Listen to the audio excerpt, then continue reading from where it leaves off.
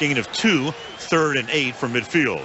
Well, and for Ridley, now you know that it's in his head. You know, you get out here in the elements, you fumble the football early, and one of the things that you have to do with this offense is establish the run against the San Francisco 49ers, and that will be no easy task. It's Danny Woodhead now flanking Brady. He comes in on 3rd down.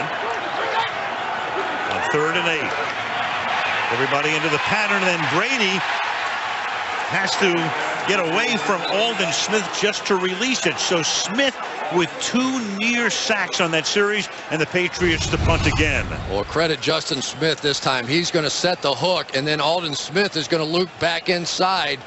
That was Justin Smith basically grabbing the shoulder pad of Logan Mankins to give Aldon Smith a chance for that sack, and those two worked beautifully together. Beecher went to the University of Missouri. Here's Mesko's second punt of the night, and the fair catch is called for and made at the 9-yard line by Ginn. 9:48 remaining in the opening quarter, 7-0. Smith in his second season. Strahan set the mark over a decade ago, so he would need Smithwood 3 in 3 games to tie. Meanwhile, J.J. Watt had 3 today for Houston, so he has 19.5 as well. What an incredible battle it is between those two second-year players going for the defensive MVP award. I guess you throw Von Miller into the mix as well. 3 guys taken just 2 years ago. Brady huddles with McDaniels. 49ers now from the 8-yard line. After they went 63 yards in 6 plays on their opening drive.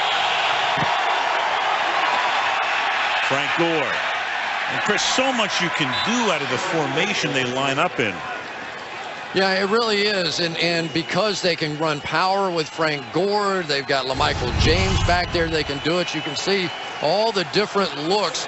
And then you have a running quarterback, and Colin Kaepernick, that you mentioned, has had 50-yard runs in the last 2 ball games. It's a tough team to try and defend, especially for the Patriots coming on a short week after playing on Monday Night Football. 2nd down and 6. And then they hand it off to Gore. Love the design of some of these plays because you just don't see it that much, and they can do so much now with Kaepernick. And as you say, you know, I mean, what does the scout team do? Who plays Kaepernick if you're the opposition? Yeah, I mean, you know, this is sort of sleight of hand, if you will. Of course, we all think of Oregon, Chip Kelly, some of that look and that offense. And every week now we're seeing something new out of the 49ers. 3rd and 1. And the ball's on the ground. So a fumbled snap. And Hockley comes in, and the 49ers retain possession.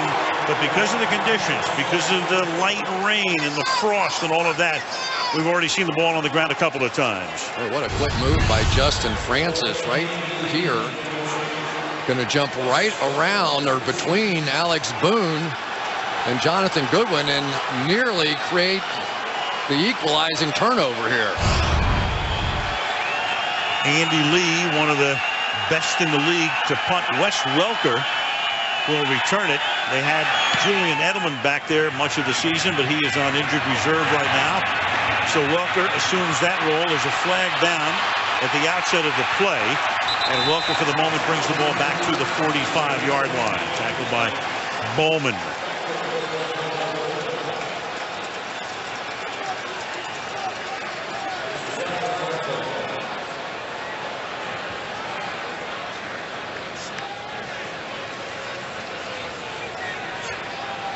During the kick, holding by the receiving team, number 59. A 10-yard penalty is enforced from where the punt was caught. New England keeps the ball after enforcement. 1st down. That is Mike Rivera. How tough has New England been in the second half of seasons since the beginning of 2010? 21 consecutive wins, winning games by an average of 20 points. Brady, I mean, that's just otherworldly. 54 touchdown passes, 3 interceptions. So they won their last 8 in 2010, their last 8 last season, their first 5 this season. The last time the Patriots lost a second half of the season game at Houston to end the 09 season, the day that Wes Welker tore up his knee and his career looked to be in jeopardy. Turned out otherwise. Shane Vereen is the running back. Play action. Brady has time. Brady going deep into double coverage, and it's intercepted. The 49ers with Carlos Rogers. Out past his 40. Rogers into New England territory. Carlos Rogers with one man to beat, and it's Brady who saves the touchdown. Wes Welker, the intended receiver, and Rogers is going to be a busy man tonight covering the slot man with an interception and a great return. See if Wes Welker here thinks he got held and almost tried to signal it to the official. Slowed down a bit. Carlos Rogers did not. The 49ers have been in their nickel defense from the beginning here, which moves Rogers inside that matchup with Welker, a huge one tonight. See, he thinks he gets held. He wants to signal it to the referee. See, like he's just going to say, hey, he's holding me, but he slows down, and Rogers just kept on going. From the 5 on 1st and goal. Kaepernick throwing, and that is incomplete. Tom Brady, in the first game played here this season when they played Arizona the second week, his first pass was intercepted. He had not had a pass intercepted in this stadium since that day. Had thrown 230 straight without a pick. But you know, the pressure that was being put on him by Aldon Smith may have hurried Tom Brady up a little bit and made him get it out just a little before he saw Wes Welker open down the field.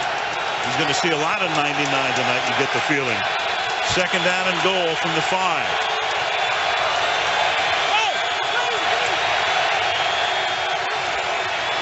Kaepernick to the outside, and that'll be caught inside the 5 by Walker, and that ball is loose. Hit by Steve Gregory, picked up by Aqib Talib. And they're going to rule it down back at about the 15-yard line, so this is all for naught right now. And, of course, it gets reviewed, ruled a turnover on the field, but he was down. But, again, the conditions coming into play big time in the first part of the first quarter. Was it ruled down or a catch and down? Ruling on the field as the pass was caught, fumbled, and then recovered by New England, and the ball. So does he have possession and both feet down? The runner was then down by contact. And his foot, Talib's foot, hit Delaney Walker, so he will be down by contact. Again, nothing to challenge here because the ruling on the field is a turnover, so automatically reviewed upstairs, real time. Sort of caught it and made that little move upfield, and I think that's what they saw.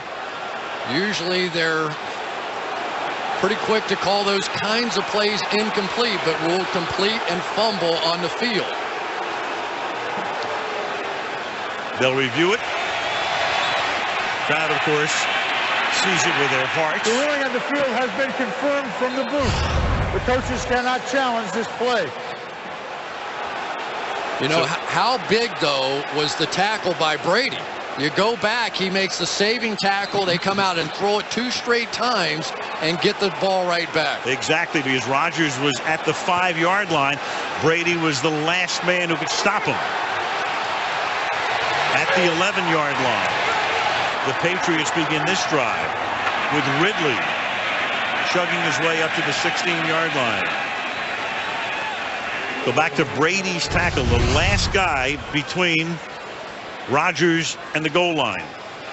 Yeah, and that ends up being one of the plays of the ball game so far, and Brady did a nice job eluding Ray McDonald to be able to stay in the play. Not classic for him, but it got the job done.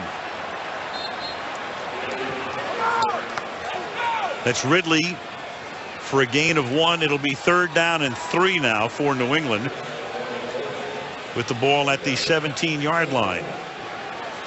Well, I tell you, I have a lot of respect for San Francisco's defense, but coming on the road after what we saw last week against Houston by this New England offense, what an impressive start they were having. Wild beginning to this game. 3rd down and 3. 49ers on top 7-0 with 6.5 to go in the opening quarter. Blitz coming, and the pass behind Hernandez incomplete.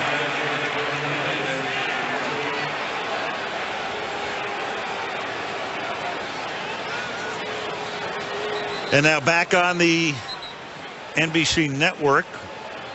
And while you were away, the New England Patriots were forced to punt.